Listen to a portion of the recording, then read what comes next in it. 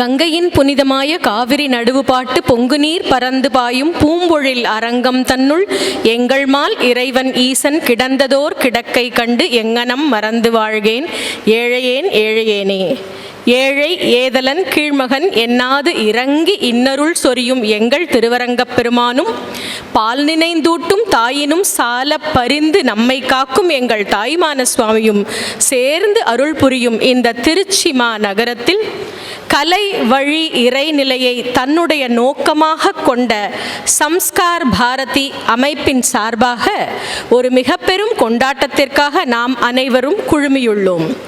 நாடகம் என்ன செய்யும் என்ற கேள்விக்கு பதிலாய் நாடகம் தேசிய விடுதலையை நோக்கி மக்களை அழைத்து செல்லும், நாடகம் சமுதாய மறுமலர்ச்சிக்கு வழிவகுக்கும் என்ற ஆழ்ந்த கருத்தை தமிழ் உலகில் விதைத்திட்ட தமிழ் உலகின் நாடகத் தந்தை சங்கரதாஸ் சுவாமிகள் அவர்களின் பிறந்த நாள் விழாவின் ஒரு பகுதியாக திருச்சிராப்பள்ளியிலே ஸ்ரீ வள்ளி திருமணம் என்று அவரால் எழுதி இயக்கப்பட்ட நாடகம் இன்று இங்கே அரங்கேற உள்ளது. இந்த நிகழ்விற்கு வருகை தந்துள்ள அத்துணை நன்னெஞ்சங்களுக்கும் சம்ஸ்கார் பாரதி திருச்சிராப்பள்ளியின் சார்பாக எங்கள் இனிய மாலை வணக்கங்கள். எல்லாம் வல்ல இறைவனை துதித்து நம்முடைய நிகழ்வை ஆரம்பிப்பது தேசியத்தையும் தெய்வீகத்தையும் இரு கண்ணாக கொண்ட சம்ஸ்கார் பாரதியின் நோக்கம். அந்த வழியிலே இறைவனை துதித்து சங்கரதாஸ் சுவாமிகள் இயற்றிய பாடலை விருத்தமாக பாடி இறைவணக்கம் பாட நம்மிடையே இணைந்துள்ளார் திருமதி ஸ்ரீநிதி.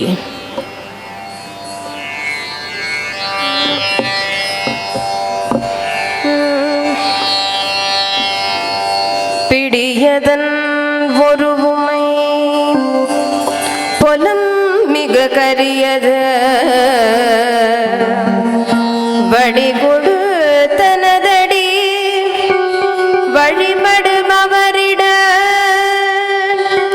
கணிகணபதி வரம் அருளினன் மிக கொடை வடிவினர் பயில் வர வளமுறை இறையே வளமுறை இறையே வளமுறை இறையே ஆடி வருவாய் ஆனை முகவாய் அஞ்சேல் என்ற உள்வாய் நெஞ்சு நில்லமர்வாய் ஆடி வருவாய் ஆனை முகவாய் அஞ்சேல் என்ற உள்வாய் நெஞ்சு நில்லமர்வாய் ஆடி வருவாய் ஆனை முகவாய் அஞ்சேல் என்ற உள்வாய் நெஞ்சு நில்லமர்வாய் ஆடி வருவாய் ஆனை முகவாய்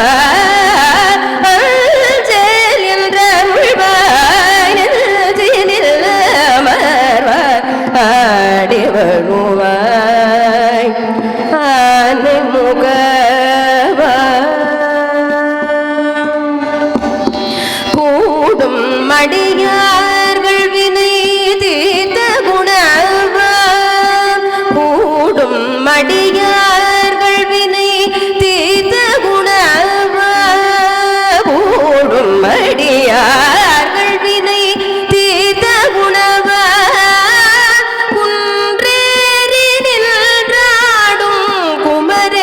குமரேசன் துணைவா கூடும் அடியார்கள் வினை தீர்த்த குணவா குன்றேறி நின்றாடும் குமரேசன் துணைவாடி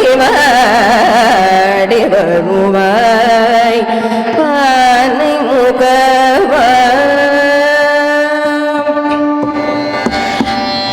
அகத்தியர் கமண்டலத்தை கவிழ்த்த கள்வா அகத்தியர் கமண்டலத்தை கவிழ்த்த கள்வா அகண்ட காவிரியில் அரங்கம் அமைத்த கேள்வா அகத்தியர் கமண்டலத்தை கவிழ்த்த கள்வா அகண்ட காவிரியில் அரங்கம் அமைத்த கேள்வா குகனை வென்று கனியை கவர்ந்த முதல்வா குகனை வென்று கனியை கவர்ந்த முதல்வா குகனை வென்று கனியை கவர்ந்த முதல்வா கூத்தனோடு நீலியும் கொஞ்சும் புதல்வா குகனை வென்று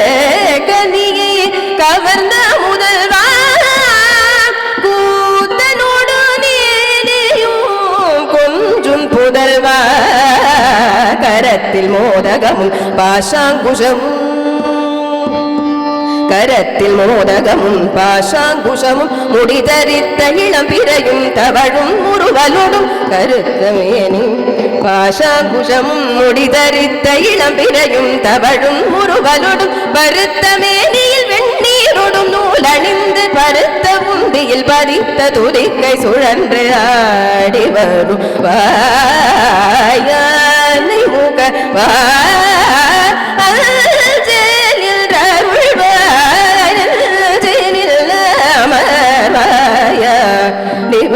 வருவாய் ஆனை முகவா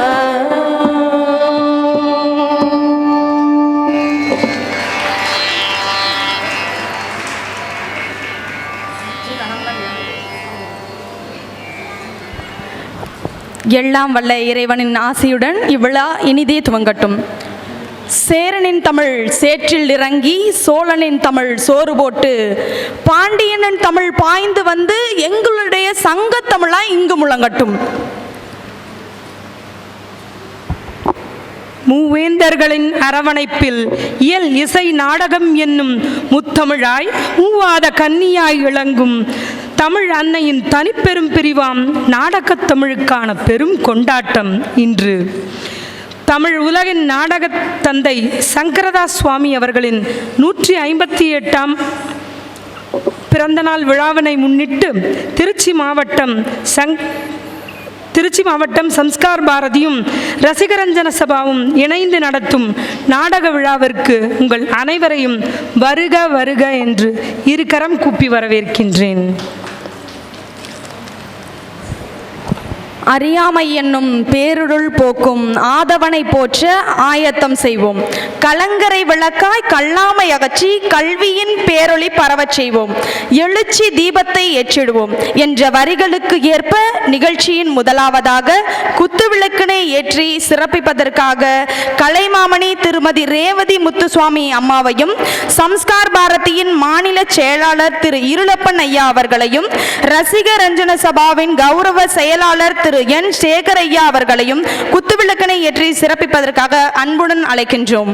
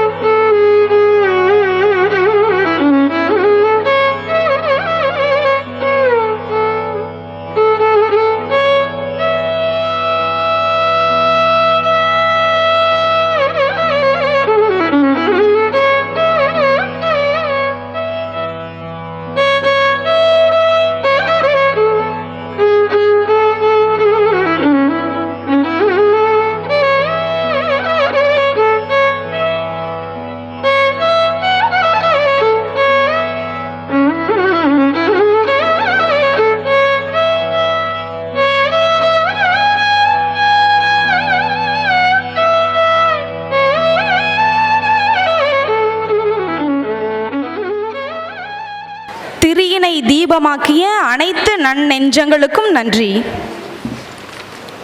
பாரத சமுதாயத்தின் அனைத்து சமுதாய மறுமலர்ச்சிகளும் பாடல்கள் மூலமாகவே அவதரித்தன. அந்த வகையில் பாடல்களை பாடி நாடகங்களில் மிகப்பெரிய மாற்றத்தை ஏற்படுத்தியவர் சங்கரதாஸ் சுவாமிகள் அவர்கள். அதே வழியில் நம் சம்ஸ்கார பாரதியின் இயக்கமும் தன்னுடைய நோக்க பாடலை ஒவ்வொரு அரங்கிலும் ஒலித்த பின்புதான் சம்ஸ்கார் பாரதியின் நிகழ்வுகள் நடப்பது வழக்கம். தற்போது புதிய முயற்சியாக சம்ஸ்கார் பாரதியின் நோக்க பாடலான தேய கீத்திற்கு பரதநாட்டியம் ஆடும் வழக்கத்தை திருச்சிராப்பள்ளி சம்ஸ்கார் பாரதி முன்னெடுத்து சென்று வருகிறது. அவ்வகையில் இன்று தேயகீத் பாட நம்மிடையே திருமதி சுபாஷினி சுந்தர் அவர்கள் இணைந்துள்ளார். அவரோடு செல்வன் நவநீத கிருஷ்ணன் மிருதங்கமும், செல்வன் ஸ்ரீமன் கட்டம், செல்வி ஸ்ருதி கீபோர்டு ஆகியோரும் இணைந்துள்ளார்கள். நடனம் ஆடுவதற்கு ஸ்ரீரங்கம் பரதநாட்டியாலயாவின் மாணவிகள் இணைந்துள்ளார்கள்.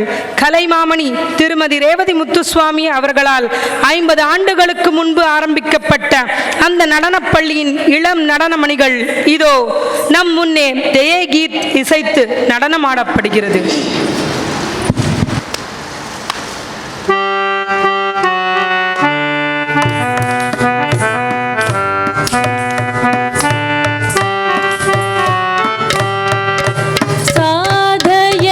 संस्कार भारती भारते नवजीवनं साधयति संस्कार भारती भारते नवजीवनं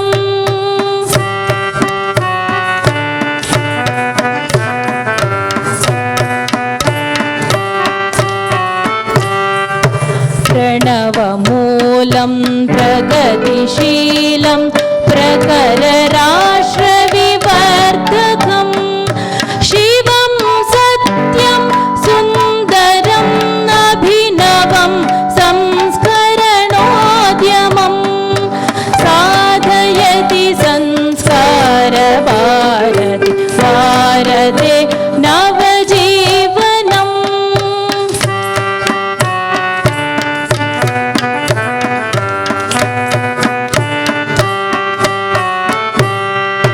मधुरमञ्जुलरागभरितं हृदयतन्त्रीमन्त्रितं वादयति सङ्गीतकं वसुदैकभावनपोषकं साधयति संस्कार भारती भारते नवजीवनम्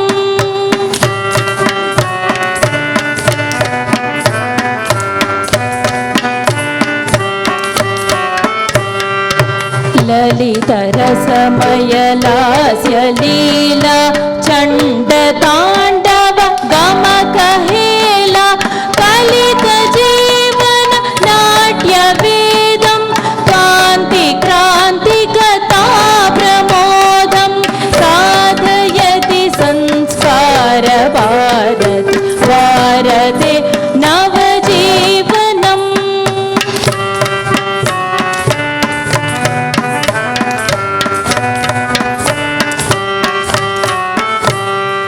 चतुर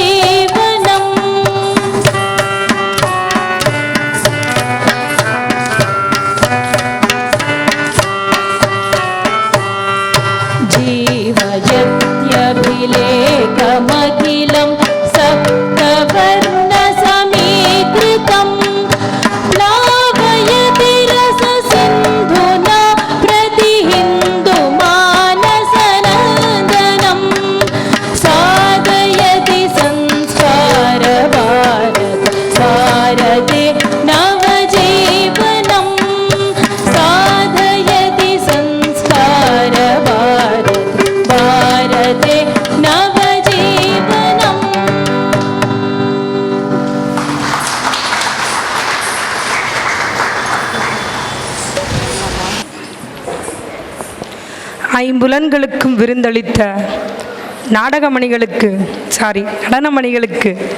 மிக மிக நன்றியை தெரிவித்துக் கொள்கிறோம். நிகழ்ச்சியின் தொடக்கமாக வரவேற்புரை வழங்குவதற்காக ஸ்ரீமதி ஸ்ரீதேவி ராஜு அவர்களை அன்புடன் அழைக்கின்றேன்.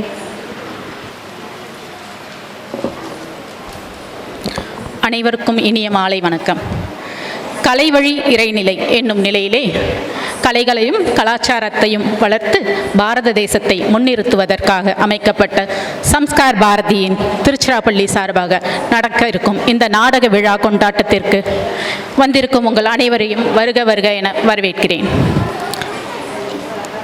இன்றைய நிகழ்வுக்கு வருகை தந்திருக்கும் எங்களுடைய கௌரவ தலைவர் கலைமாமணி ரேவதி முத்துசாமி அவர்களையும் ஆர்ஆர் சபாவின் தலைவர் திரு டால்மியா கோபால்சாமி அவர்களையும் இருகரம் கூப்பி வருக வருக என வரவேற்கிறோம். தொடர்ந்து எங்களுடைய எல்லா முயற்சிகளுக்கும் எங்களுடன் உறுதுணையாக இருந்து இந்த ரசிகரஞ்சன சபாவில் அத்துணை ஏற்பாடுகளையும் செய்து தந்த திரு சேகர் ஐயா அவர்களை வருக வருக என வரவேற்கின்றோம். மதுரையிலிருந்து இந்த விழாவிற்காக வந்திருக்கும் திரு விருளப்பஞ்சி அவர்களுக்கும் எங்கள் நெஞ்சார்ந்த வரவேற்புகள். மற்றும் இன்றைய விழாவில் சங்கரதாஸ் சுவாமிகள் எழுதி இயக்கிய ஸ்ரீ வள்ளி திருமண நாடகத்தை இங்கு நடிக்க இருக்கும் சாந்தி ஸ்ரீ மற்றும் அவர்களுடைய நாடக குழு உறுப்பினர்களுக்கு எங்கள் நெஞ்சார்ந்த வரவேற்புகள். தேஹித் இசைத்து நடனம் ஆடிய குழந்தைகளுக்கும் அவர்களுடைய பெற்றோர்களையும் வருக வருக என வரவேற்பதில் பெருமிதம் கொள்கிறோம். எங்கள் அழைப்பை ஏற்று சங்கத்திலிருந்து சேவிகா சமிதி, விஸ்வ இந்து பரிஷத் போன்ற அமைப்புகளிலிருந்தும் இங்கு வந்திருக்கும் எங்கள் சகோதர சகோதரிகளுக்கு எங்கள் நெஞ்சார்ந்த வரவேற்புகள். எல்லாவற்றிற்கும் மேலாக தங்கள் பொன்னான நேரத்தை கொடுத்து இங்கு வந்திருக்கும் திருச்சிராப்பள்ளியின் இயல், இசை, நாடகம் ஆகிய 3 துறைகளிலும் வல்லவர்களான பல வித்தகர்கள் எங்களுடன் இணைந்து இருக்கிறீர்கள். அவர்கள் அனைவருக்கும் என் நெஞ்சார்ந்த வரவேற்புகளை திருச்சிராப்பள்ளி சம்ஸ்கார் பாரதியின் சார்பாக வருக வருக என வரவேற்கிறேன். நன்றி, வணக்கம். உங்களது வல்லமையான வரவேற்புரைக்கு நன்றி அம்மா. நிகழ்ச்சியில் அடுத்ததாக 3 கடல் சூழ்ந்த முத்து நகரம் கொடுத்த முத்தாகிய ஸ்ரீ சங்கரதாஸ் சுவாமிகளை பற்றி பேச ஸ்ரீமதி ராஜேஸ்வரி மாத்ரு சக்தி பிரமுகர் சம்ஸ்கார் பாரதி திருச்சி அவர்களை அன்புடன் அழைக்கின்றேன். அனைவருக்கும் வணக்கம். மக்களுடைய உணர்வுகளை, அவர்களின் சிந்தனைகளை வசனங்கள் மூலமாகவும் பாடல்களின் மூலமாகவும் இசை, நடிப்பு ஆகியவற்றின் மூலமாகவும் மக்களுக்கு எடுத்துச் செல்லும் ஒரு அற்புதமான கலைதான் நாடகக்கலை.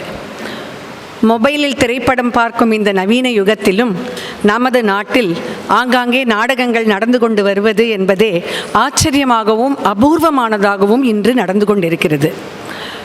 நமது தமிழ்மொழி முத்தமிழ் என்று அழைக்கப்படுகிறது. இயல் தமிழ், இசைத்தமிழ், நாடகத்தமிழ். எனவே நாடகம் என்பது நமது பாரம்பரியத்திலிருந்தே பன்னெடுங்காலமாக நம்மோடு தொடர்ந்து பயணப்படும் ஒரு கலை வழியாகும். தொல்காப்பியர் காலத்திலும் நாடகம் பற்றி பேசப்பட்டிருக்கிறது. திருக்குறளிலும் கூத்தாட்டவை என்று நாடக அரங்குகள் பற்றி திருவள்ளுவரும் குறிப்பிட்டிருக்கிறார். கூத்தாட்டவை குழாத்தற்றே என்று முடியும் அந்த திருக்குறள் நமக்கு நாடகம் நமது வாழ்க்கையோடு எவ்வளவு காலமாக நெடுந்தூரமாக பயணித்து கொண்டிருக்கிறது என்பதை நமக்கு மீண்டும் பறைசாற்றுகிறது.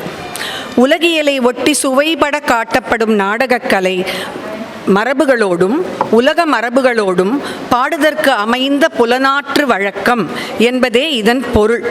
சங்க காலத்தை அடுத்து வந்த சிலப்பதிகாரம்தான் முத்தமிழ் காப்பியம் என்று அழைக்கப்படுகிறது. அது அப்படி மட்டும் அழைக்கப்படுவதில்லை, அது நாடக காப்பியமும் கூட. தமிழ் நாடக வரலாற்றில் பிரகாசிக்கும் ஒளி விளக்காய் இருந்தவர் சங்கரதாஸ் சுவாமிகள்.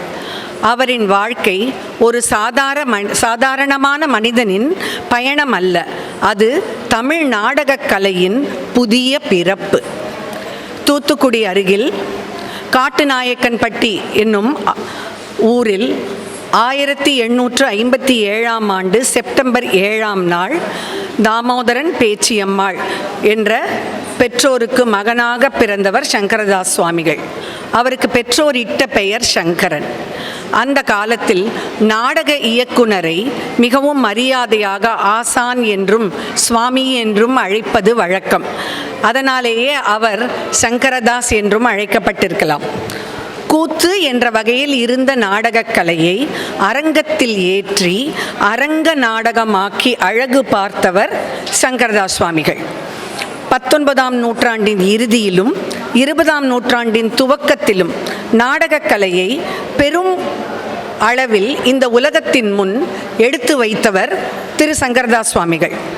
தமிழ் நாடகக் கலையின் இமயமலை என்று அவரை கலைவாணர் NS கிருஷ்ணன் குறிப்பிட்டு கூறியிருக்கிறார்.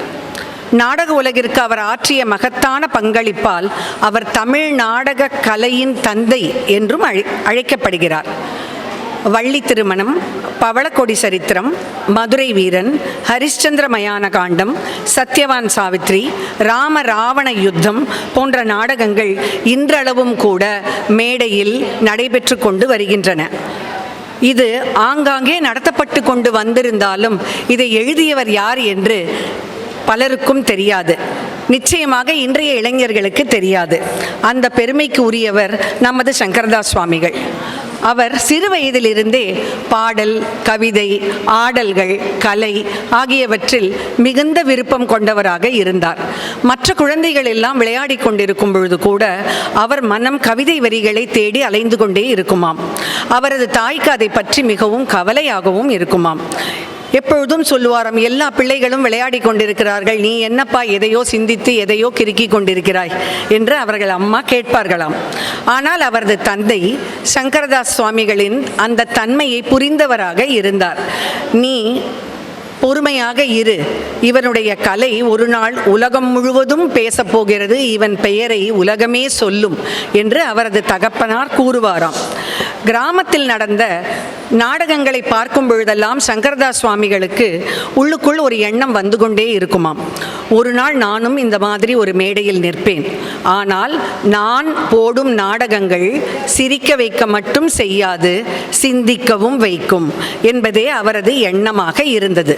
கலை மகிழ்ச்சி தர வேண்டும் என்பது சரி, ஆனால் அது மனிதரை வழி நடத்த வேண்டும், திருத்தவும் வேண்டும்.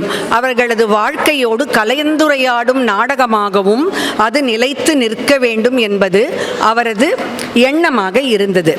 சிறு வயதில் மரபு கவிதைகளை எழுதி கொண்டிருந்த சங்கரதாஸ் சுவாமிகளுக்கு உப்பு பண்டக சாலையில் வேலை கிடைத்தது. வாழ்க்கை எப்பொழுதும் பொருளீட்டும் பொறுப்பையும் கொடுக்கும் அல்லவா, அதை தானே முக்கியமாக நாம் பார்க்க வேண்டியதாக இருக்கிறது. அதுபோல அந்த வேலையில் இருந்தாலும் ஒரு கட்டத்தில் அந்த வேலை அவருக்கு சலித்து விட்டது. அப்பொழுது அந்த வேலையை அவர் உதறினார். நாடகக்கலை வளர்ந்து செழித்திருந்த அந்த காலத்தில் நாடகத்தை இயக்க வேண்டுமென்றால் நிறைய திறமைகள் இருக்க வேண்டும். நாடகக்கலை மீது தனியாக ஆர்வம் கொண்டிருந்த சுவாமிகள் அதற்காகவே தன் வாழ்க்கையை அர்ப்பணிக்க முடிவு செய்தார். பழனி தண்டாயுதபாணி என்பவரிடம் இலக்கியமும் இலக்கணமும், புதுக்கோட்டை மான்பூண்டியா என்பவரிடம் இசை பயிற்சியும் பெற்றார்.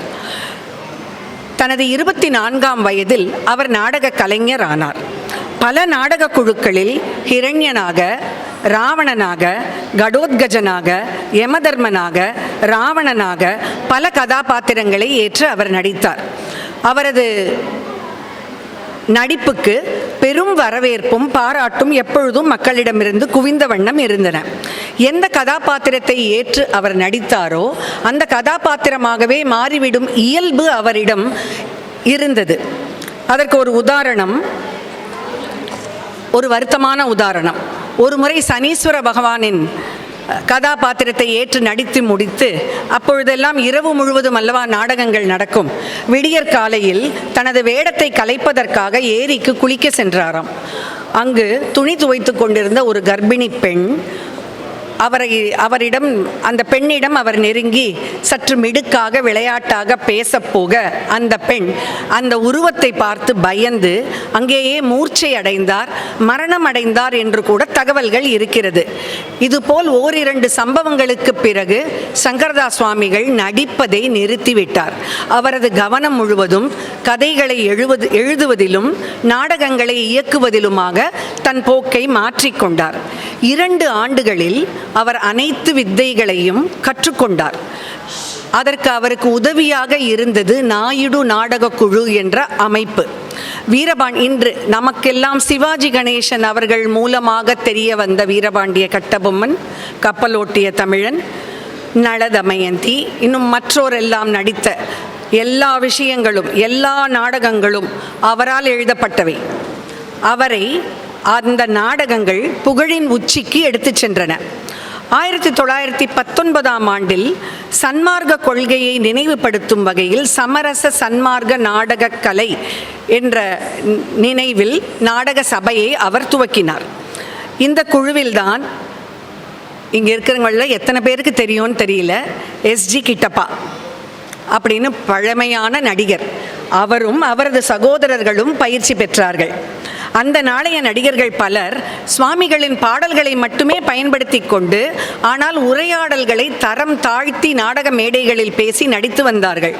இது அவருக்கு மிகவும் சங்கடத்தையும் வருத்தத்தையும் வெறுப்பையும் தந்தது.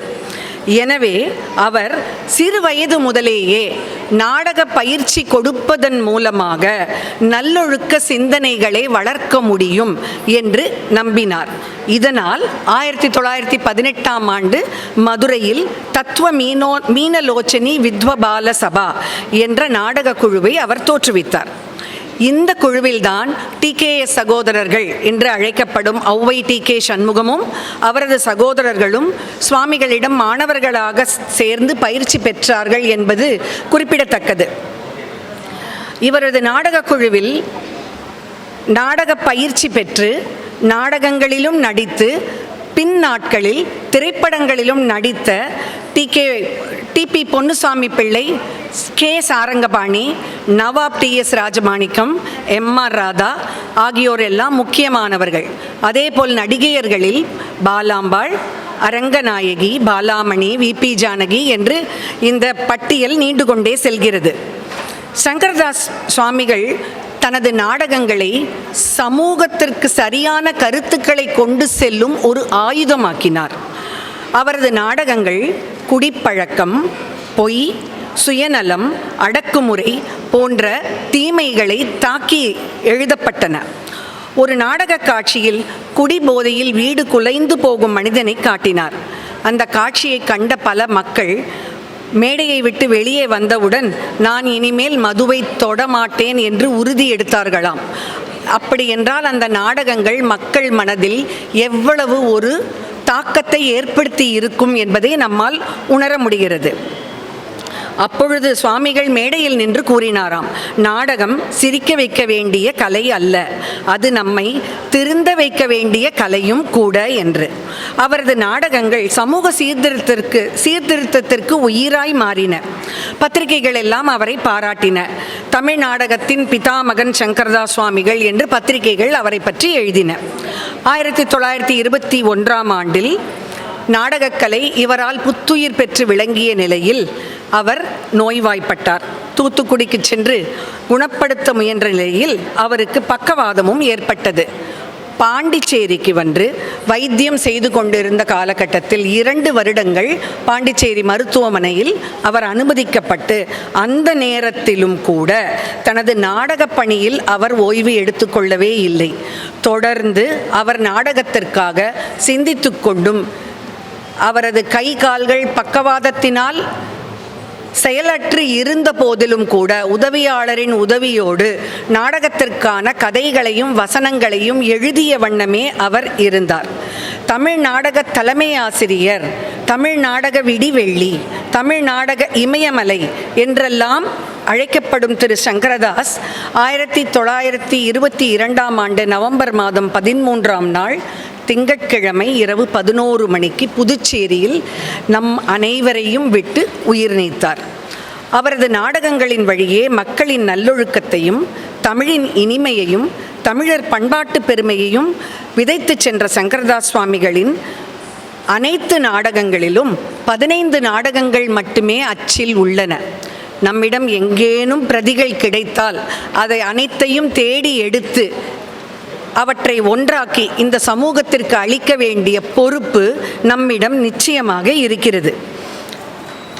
ஒரு நாள் அவரது சீடர்கள் அவரோடு பேசிக்கொண்டிருக்கும் பொழுது கேட்டார்களாம், எங்களுக்காக நீங்கள் எங்களோடு விட்டு செல்லும் வாரிசு என்ன என்று. அவர் புன்னகையோடு பதிலளித்தாராம், என் நாடகம் என் உயிர், என் எழுத்தே என் பிள்ளை. தமிழை காப்பவர்கள், அதை மேடை மீது உயிரோடு வைத்திருப்பவர்கள் எல்லோருமே என் வாரிசுகள் என்று அவர் குறிப்பிட்டாராம். சங்கரதாஸ் சுவாமிகள் தனது வாழ்நாளில் 500க்கும் மேற்பட்ட நாடகங்களை எழுதியதாக கூறுகிறார்கள், சிறியதும் பெரியதுமாக. ஒவ்வொரு நாடகமும் ஒரு சீர்திருத்த செய்தியை, ஒரு வாழ்வியல் பாடத்தை தாங்கியதாகவே இருக்குமாம். அவர் உயிரோடு இல்லாவிட்டாலும் இன்று ஒவ்வொரு தமிழ் மேடையிலும் ஒவ்வொரு சமூக நெறிப்பாட்டிலும் அவர் உயிரோடு நம்முடனே உலவிக் கொண்டுதான் இருக்கிறார். திருமணம் செய்து கொள்ளாமல் காவி அணிந்து நாடகக் கலைக்கு தன்னை அர்ப்பணித்திருந்த சங்கரதாஸ் சுவாமிகளின் நாடகங்கள் இன்றும் தமிழ்நாட்டின் பட்டி தொட்டி எங்கும் அவரின் புகழை பரப்பிக்கொண்டே வருகின்றன. சங்கரதாஸ் சுவாமிகள் நமது மனதில் என்றும் இன்றும் இனி வரும் எதிர்காலத்திலும் தொடர்ந்து நிலைத்திருப்பார், நம்மோடு என்றும் வாழ்வார் என்பதை உறுதி கொண்டு நாம் அனைவரும் அவர் வழியில் நாடகத்தை காக்கவும் வளர்க்கவும் உறுதி பூணுவோமாக. நன்றி, வணக்கம்.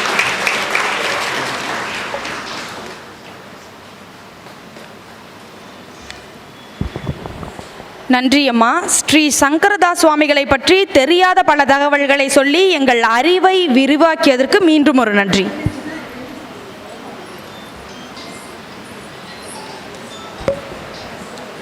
பரதம் வெறும் அங்க அசைவுகள் மட்டுமல்ல, அது ஒரு ஆத்மாவின் மொழி. நடனமணிகளே, உங்கள் அனைவரின் அசைவுகளில் இருந்த கம்பீரமும் முகத்தில் இருந்த தெளிவான பாவமும் இவை அனைத்துமே நாட்டியத்தை அடுத்த கட்டத்திற்கே எடுத்து சென்றது. அப்படி ஒரு நேர்த்தியான நடனத்தை நமக்கு விருந்தாக அளித்த இந்த நடனமணிகளை கௌரவிக்கும் நேரம் இது. இந்த நடனமணிகளை கௌரவிக்க ரசிகரஞ்சன சபாவின் தலைவர் திரு என் சேகர் ஐயா அவர்களையும், சம்ஸ்கார் பாரதியின் மாநில செயலாளர் திரு இருளப்பன் ஐயா அவர்களையும், திருமதி ரேவதி முத்துசுவாமி அம்மா கலைமாமணி அவர்களையும் அன்போடு மேடைக்கு அழைக்கிறோம். இன்றைய நிகழ்வில் தேகீத் பாடி சிறப்பித்த திருமதி சுபாஷினி அவர்கள், தேகீத்துக்கு மிருதங்கம் வாசித்த செல்வன் நவநீத கிருஷ்ணன்,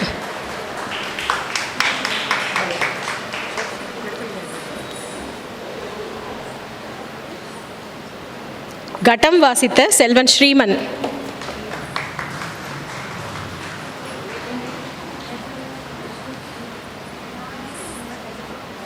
கீபோர்டு வாசித்த செல்வி ஸ்ருதி,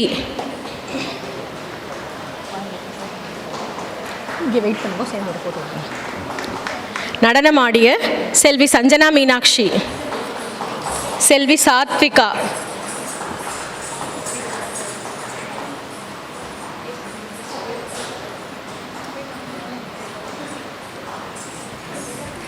செல்வி பிரகிருதி,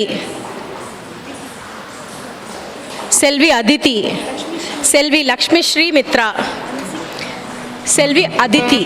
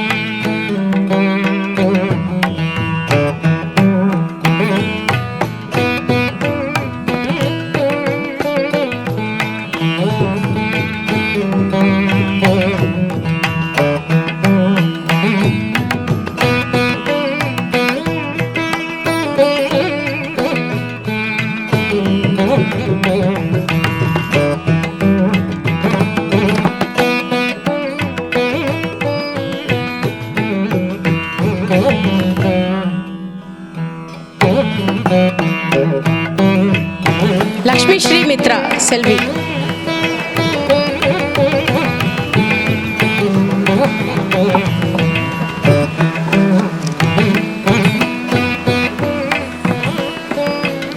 குழந்தைகளுக்கு செல்வி கிரேசி, திருமதி திருமதி கிரேசி படைத்தலைவர் அவர்கள் எழுதிய சங்கரதாஸ் சுவாமிகளின் வரலாறு புத்தகம் அளிக்கப்படுகிறது.